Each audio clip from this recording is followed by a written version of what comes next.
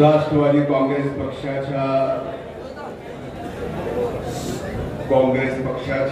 शेतकरी संघटनेच्या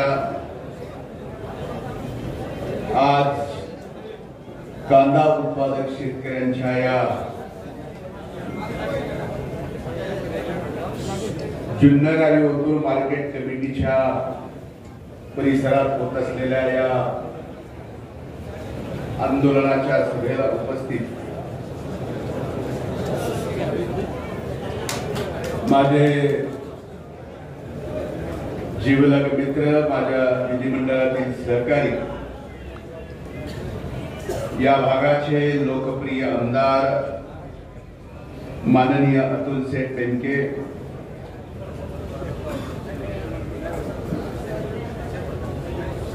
माननीय सत्यशीलजी शेरकर, आपल्या कृषी उत्पन्न बाजार समितीचे सभापती माननीय संजयजी काळे, शेतकऱ्यांचे नेते माननीय तानाजी सेठ बेनके, लक्ष्मणरावजी शिंदे, अशोकजी घोलप, अंबादासजी हाडे,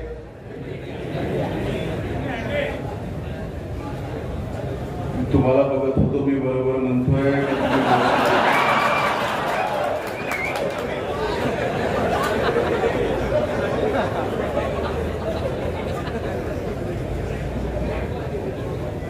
हाच फरक आहे. आम्ही सोयाबीन वाले तर तुम्ही कांद्यावाले. आता आला सोयाबीनवर. व्यासपीठावर उपस्थित सर्व मान्यवरांची नावं घेणं शक्य आहे, पण आपला प्रश्न कांद्याचा मोठा वाटा झाला. एखाद्याचं व्यासपीठावरचं नाव विसरलं तर आणखीन जास्त वांगा होऊ नये म्हणून व्यासपीठावरील सर्व मान्यवर नेते आणि आजच्या या आंदोलनात जुन्नर तालुक्यातील इथं उपस्थित माझ्या शेतकरी बांधवांनो, बहिणींनो, तरुण मित्रांनो आणि पत्रकार मित्रांनो,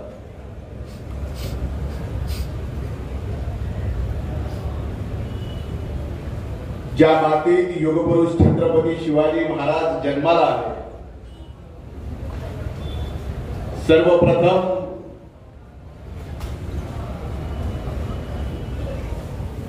या शिवनेरीच्या मातीला आणि युगपुरुष छत्रपती शिवाजी महाराजांना मी नतमस्तक होतो आणि या मातीतल्या इथं उपस्थित माझ्या शेतकरी बांधवांनाही मानाचा मुद्रा घालतो.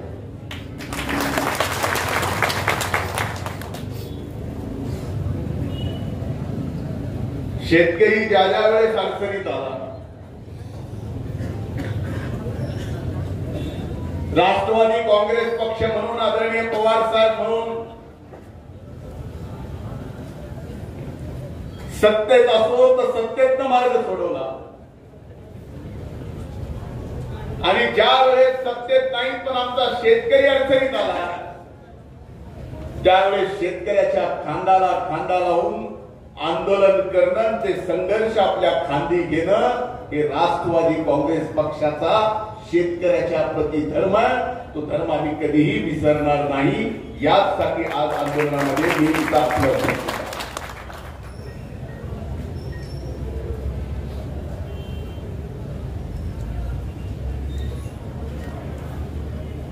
अतुल सेठचं भाषण झालं. माझे मित्र खासदार अमोल कोल्हेंचं मी सभागृहातलं कांद्याच्या विषयावर भाषण ऐकलं.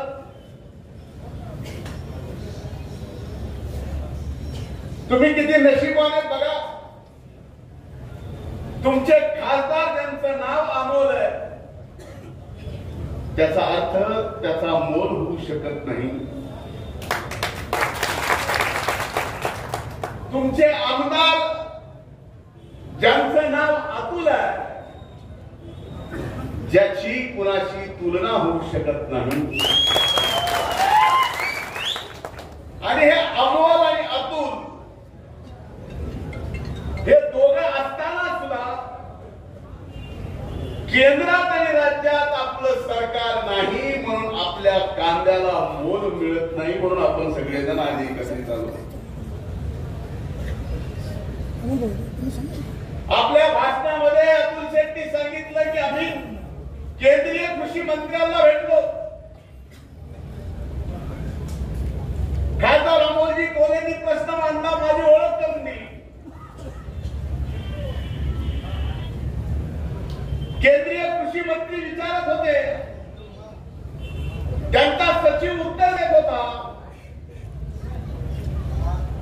आणि उत्तर देत असताना मग केंद्रीय कृषी मंत्र्याने सांगितलं की आप ऐसा करो कि राज्य के मुख्यमंत्री को बोलो कि हमें महाराष्ट्र की तरफ से निर्यात कम करने का प्रस्ताव भेजो. कदाचित केंद्रीय मंत्र्यांना हा प्रश्न पडला असेल की राज्यामध्ये सत्तांतर झालंय आणि ज्यांनी मुख्यमंत्री म्हणून जबाबदारी घेतली आहे ते स्वतः सांगते त्यांच्या सोबत जे 40 आले ते सुद्धा मुख्यमंत्रीच.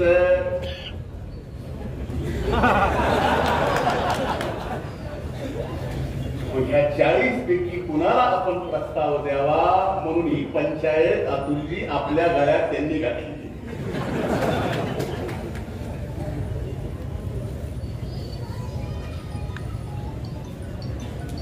खरं तर या जगाच्या पाठीवर शेतकऱ्यासारखी मोठ्या मनाची कुठली जात.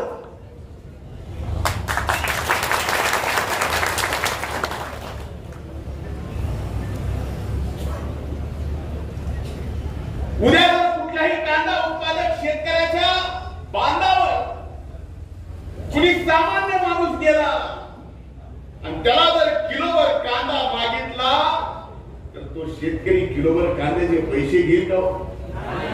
तुम्ही घ्याल का? पंपावर जा बरं.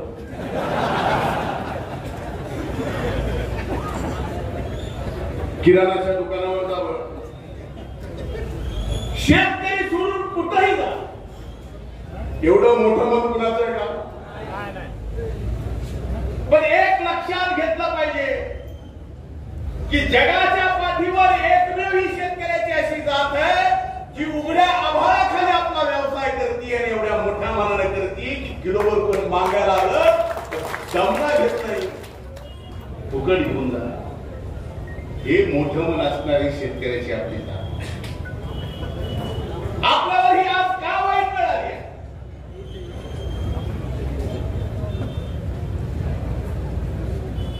आमदार साहेबांनी सांगितलं म्हणजे पहिलं कांदा उत्पादक शेतकऱ्यांची परिस्थिती अशी होती की शेतात कांदा म्हणलं की सोयरीक लगेच व्हायची. सोयरीक म्हणजे मराठवाड्याचा शब्द लगेच.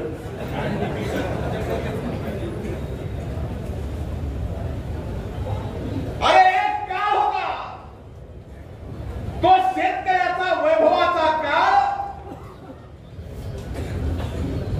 सोयरी करायला गेले तर सोयरे दुसऱ्या सोयऱ्याला म्हणायचे जमीन किती आहे.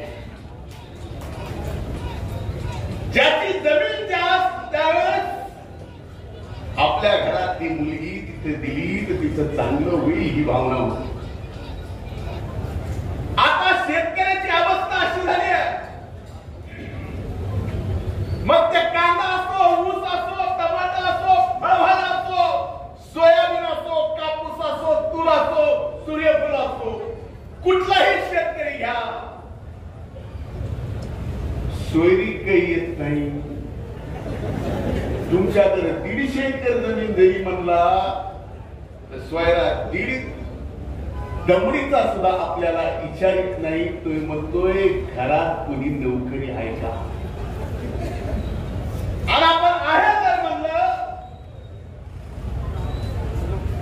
तर ते सरकार नोकरी आहे का?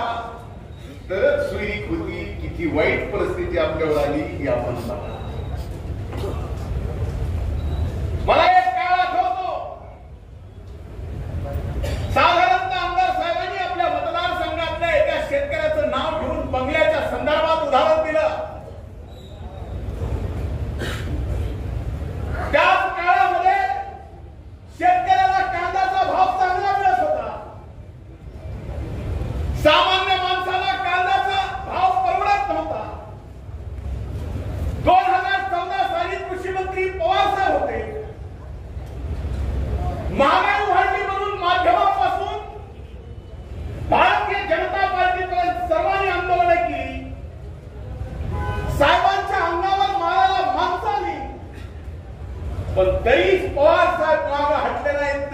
कधीतरी जर माझ्या शेतकऱ्याच्या कांद्याला भाव चांगला मिळत असेल आणि बाजारात जर सामान्य माणसाला कुणाला परवडत नसेल तर एखादा महिना कुणी कांदा नाही खाल्ला टिकेवरी जात आणि वर दिव पण घेत. पण ही काय परिस्थिती आहे? कुठंतरी कधीतरी कुठल्या तरी वर्षात शेतकऱ्याचं चांगलं व्हायची वेळ आली की जो पक्ष शेतकऱ्याचा कधीच नाही त्या भारतीय जनता पार्टीने कधी शेतकऱ्याचं आंदोलन केलं तुम्ही बघा. राष्ट्रवादी काँग्रेस पक्ष 10 वर्षे केंद्रात सत्तेत होता, 15 वर्षे राज्यात सत्तेत होता. त्या काळामध्ये भारतीय जनता पार्टीने महागाईचे मग महागाई टमाटे वाढले, कांदा वाढला, अमका वाढलं, तमकं वाढलं, याच्यावर आंदोलन केलं असतील. पण शेतकऱ्याला भाव मिळत नाही याचं आंदोलन त्यांनी कधीच केलं नाही. आणि 2014 एवढं शेतकऱ्यांचं आपलं सरकार कुणीतरी सांगितलं की कांद्यानी राज्य सरकार पडली. त्याचा मी साक्षीदार आहे.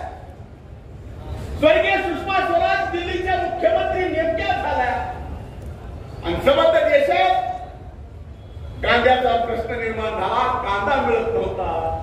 दिल्लीचं त्या काळातलं कांद्यामुळे सरकार गेलं, मध्य प्रदेशचे गेलं, अनेक गेले. पण एवढं होऊन आपल्याला इथं का सुगर बसत आहे हेच मला कळलं. आता तर राज्यात सत्तांतर झालाय.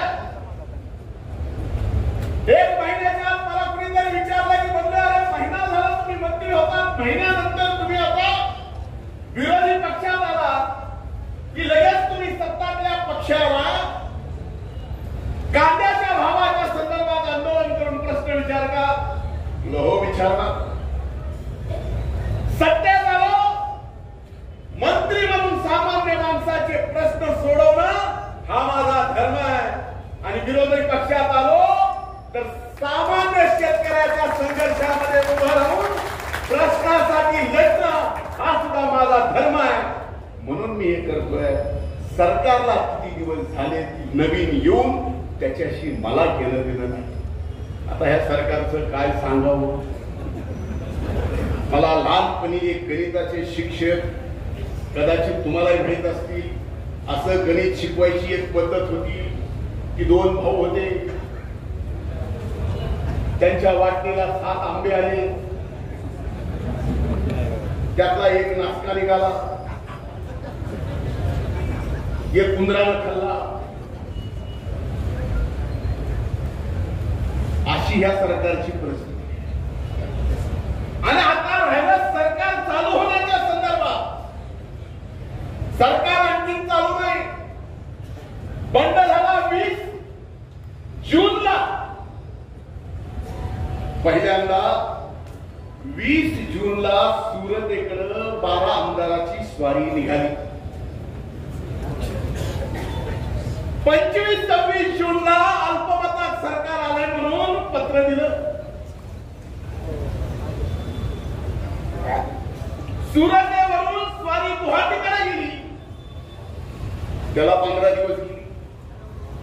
गुवाहाटीवरून गोव्याला आली. त्याला 15 दिवस गेली. त्याच्यानंतर मुख्यमंत्री आणि उपमुख्यमंत्र्यांचा शपथविधी झाला. त्याला 20 दिवस गेली. मंत्रिमंडळाचा विस्तार करायला 42 दिवस गेली. आता पालकमंत्री मिळायला किती दिवस लागतील? पालकमंत्री मिळाल्यावर या राज्यात या नवीन आलेल्या सरकारकडून तुमचे माझे प्रश्न मार्गी लागायला किती दिवस लागतील? ह्याच गणिताचं उत्तर शून्याचा शोध ज्यांनी लावला त्याला सुद्धा काढता येणार नाही.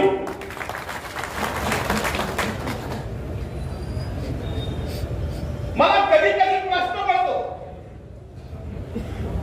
की शेवटी सरकार असेल, विरोधी पक्ष असेल, लोकशाहीमध्ये हे दोन स्तंभ असे आहेत ते सामान्य माणसाचे प्रश्न सोडवण्यासाठी निर्माण केलेले.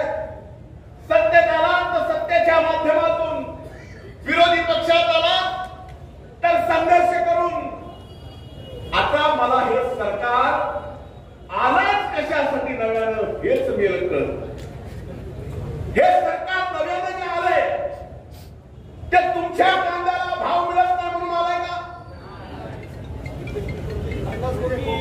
सोयाबीनला भाव मिळत नाही म्हणून आलाय का? ऊस अतिरिक्त झाला भाव मिळत नाही म्हणून आलाय का? महागाई वाढली, सिलेंडर 1200 रुपये गेले म्हणून आलाय का? पेट्रोल शतक काढलं म्हणून आलंय का? मग हे सरकार आलंय कशासाठी?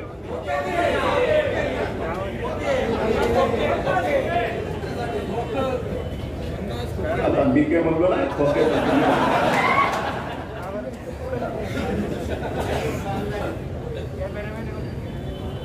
आणि हे सरकार रोज उठून म्हणतं की आमचं सरकार जनतेच्या प्रश्नासाठी आहे, जनतेला वाऱ्यावर सोडू दिलं जात नाही. आणि इथं शेतकरी आज अडचणीत, यांना लक्षात येऊ नये. आणि आज कांद्याचं आंदोलन होत आहे. ज्या परिसरामध्ये पाऊस जास्त आहे, अरे तुम्ही नशीबवान आहात की तुमच्या एका तालुक्यात 5 मोठी धरणं आहेत. 75% तुमचा तालुका बागायती क्षेत्र आहे. पण मी ज्या मातीतून आलोय त्या मातीत आम्हाला रब्बीशिवाय दुसरं कुठलंच पीक घेता येत नाही. कायम दुष्काळी भागात आम्ही आलेले. आमच्या जिल्ह्यातले सुद्धा काही जण इथं मापाडी म्हणून काम करताय. करायला किती जण तुम्ही का बरं इथं आला? तिथं दुष्काळ आहे म्हणून नाही, पोट भरायला आला का नाही? आमचं पोट तुमच्यावर आहे.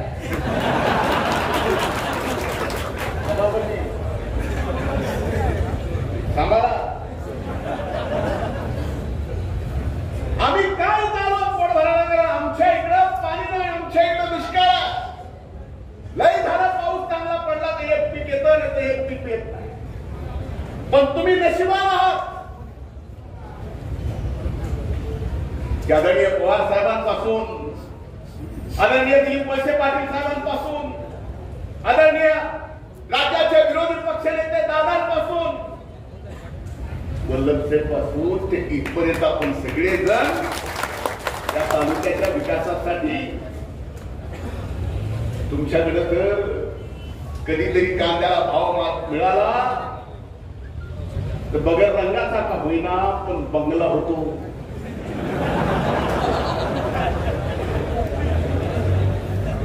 बगर डिझेलच्या का होईना पण 15 स्कॉर्पिओ गावात येतात. आमची तसली अवस्था नाही. आम्हाला डायरेक्ट स्वतःला तुमच्याकडे इकडे कुठेतरी नाही तर ऊस तोडायला, पोट भरायला कुठल्या तरी कारखान्याला जावं अशी.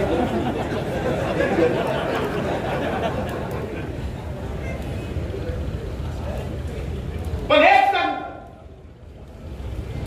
अरे काय वेळ यावी या शेतकऱ्यांवर? या 2014ला या शेतकऱ्यालाच वाटलं, या देशातल्या शेतकऱ्याच्या जातीला वाटलं 10 वर्ष केंद्रातलं मनमोहन सिंग साहेबांचं सरकार बदलावं, भाजपचं आणावं, मोदींना प्रधानमंत्री करावं. मोदींना प्रधानमंत्री केलं, आपल्याला काय मिळालं?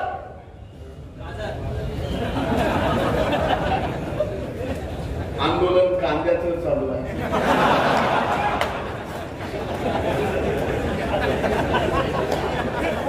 गाजर उगच मध्ये आणू नका, आणि गाजर आणलंच त्याचा हलवा करायला लावू नका.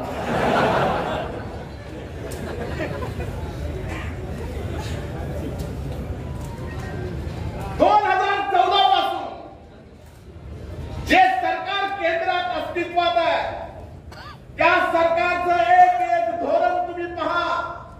प्रत्येक धोरणामध्ये हे भारत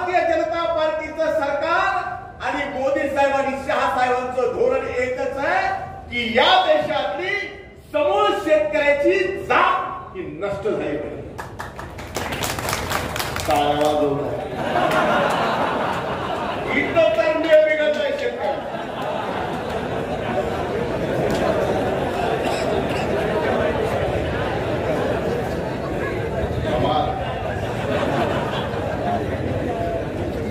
अख्खी शेतकऱ्याची जात नष्ट व्हावी म्हणून एक धोरण आणली.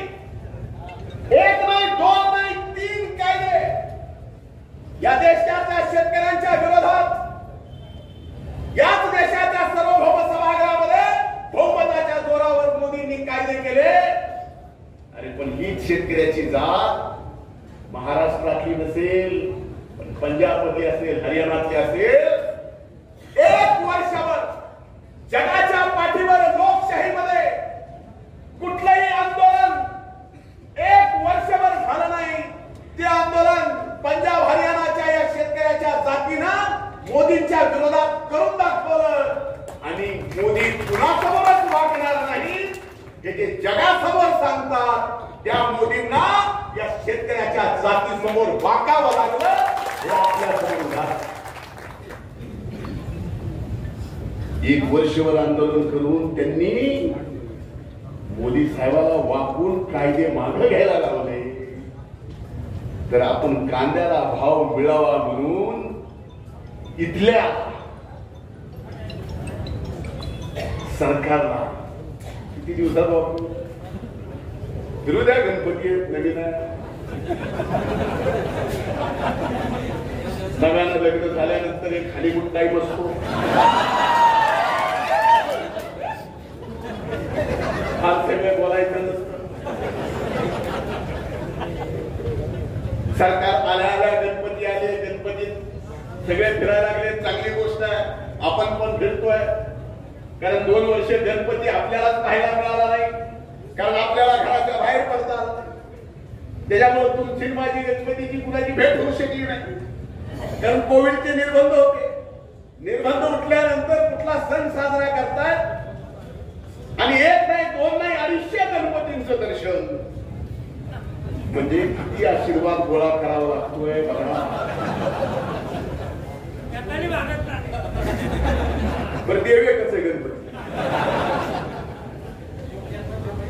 म्हणजे मला कळत नाही की या मंडळाच्या गणपतीला दर्शन घेतल्यावर वेगळा आशीर्वाद, त्या मंडळाच्या गणपतीला घेतल्यावर वेगळा आशीर्वाद, असं काही आहे? मला माहिती आहे की आपल्या धर्मात 33 कोटी देव आहेत, 5 कोटी वाढले असतील. लोकसंख्या वाढली, धर्म, प्रत्येक धर्म वाढले, त्यामुळे गावागावात उतोबा मसोबा सटवाई आमचं तमचं ह्या वाढले ते देवच 5 कोटी वाढले असतील. पण या देवाचा गणपतीचे 250 दर्शन घेतले. म्हणजे आणखीन हे सरकार काही दिवस असंच राहिलं आणि त्यांना फक्त जनतेचा आशीर्वाद नकोय, देवाचाच आशीर्वाद असा पाहिजे असेल तर इथं मात्र हे सरकार उद्या 4 धाम करायला सुद्धा जाईल, कमी पडणार नाही. कारण त्यांच्या कुठेतरी मनात असं आहे की आपण आता टिकलो तर भगवंताच्याच आशीर्वादाने टिकून, जनतेच्या आशीर्वादाने. त्यामुळे ही गोष्ट लक्षात घ्या. हे सरकार, ही भारतीय जनता पार्टी, ही विचारधारा शेतकऱ्याच्या बाजूची कधीच होऊ शकत नाही. उद्या कांद्याला भाव जास्त मिळाला तर यांच्या खिशातले 4 पैसे जाणार का?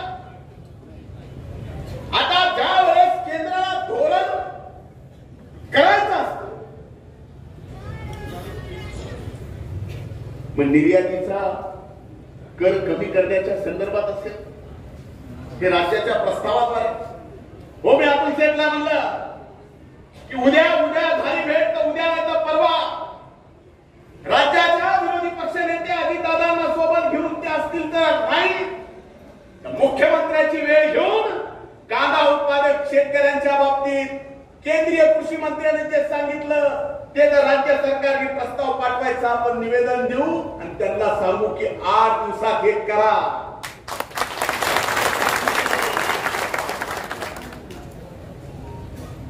नाही तर बाळासाहेब ठाकरेंचा आशीर्वाद माझ्या मागं का त्याच्या मागं हे बघण्याच्या अगोदर जनतेचा आशीर्वाद तुमच्या मागून निघून जाईल हे सुद्धा सांगायला आम्ही तुमच्यासाठी कमी पडणार नाही हे सांगायला आज मी इथं आले.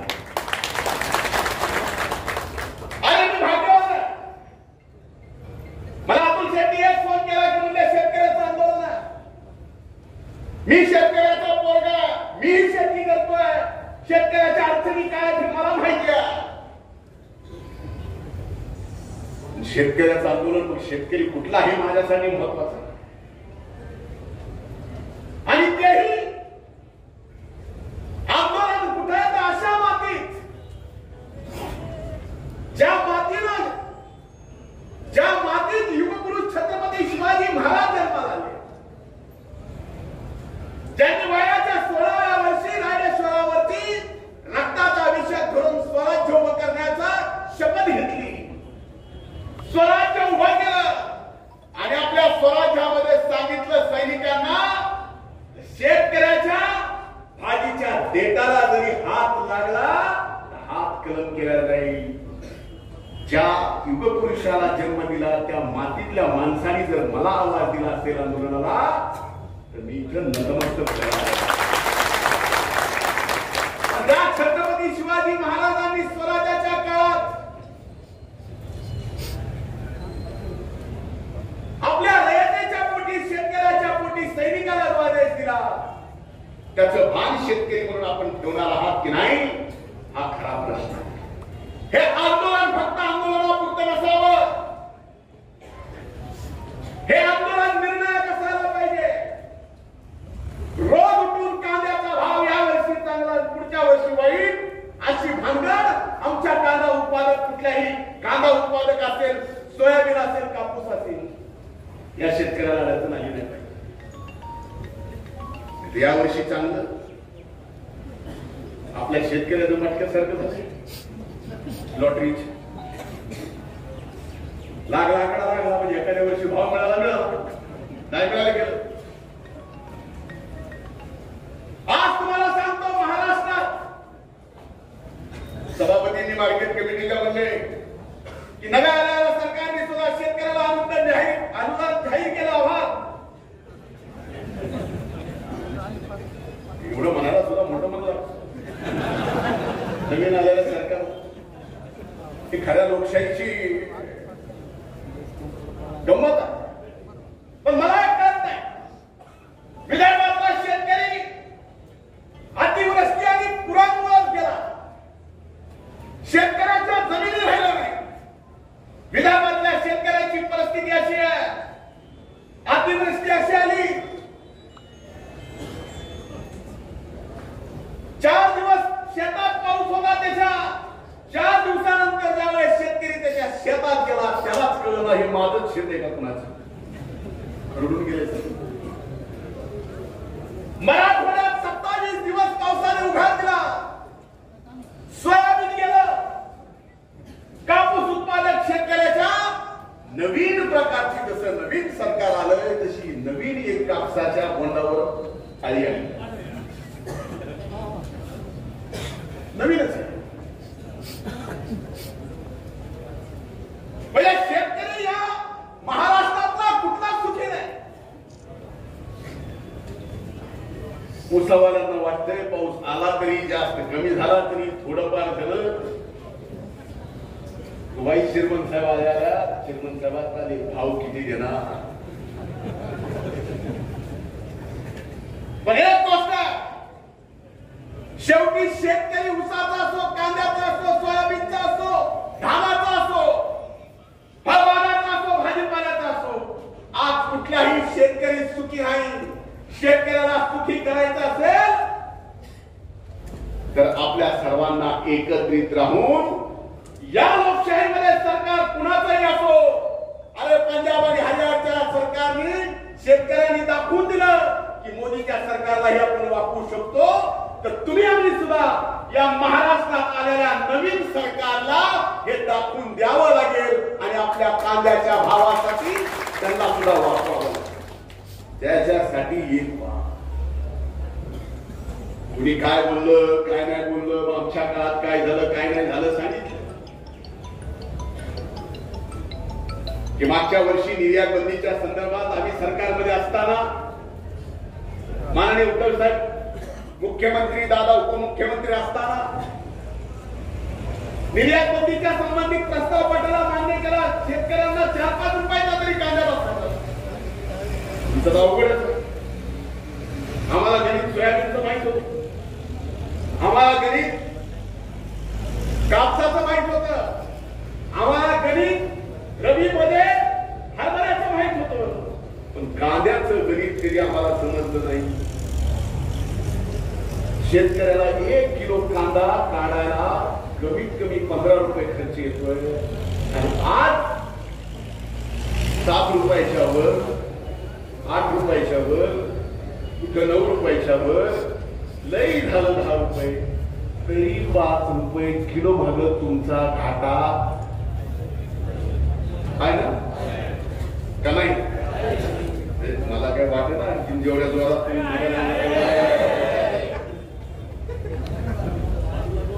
म्हणजे 5 रुपये किलो भागा घाट असताना तुमचा आवाज एवढा लहान आहे. आवाज संपणे म्हणून आवाज वाढवायला मी आलो. आणि आमच्या श्वासात श्वास असेपर्यंत, आमच्या शरीरात रक्त असेपर्यंत,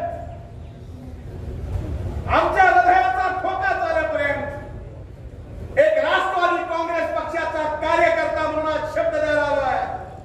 तुमचा आवाज जरी कमी झाला असला, आज आम्ही सत्तेच्या बाहेर जरी आलो असलो, तर शेतकऱ्याचा आवाज बुलंद करण्यासाठी आणि शेतकऱ्याचे प्रश्न मार्गी लावण्यासाठी पवार साहेबांनी आम्हाला ही प्रेरणा, ही ताकद दिली.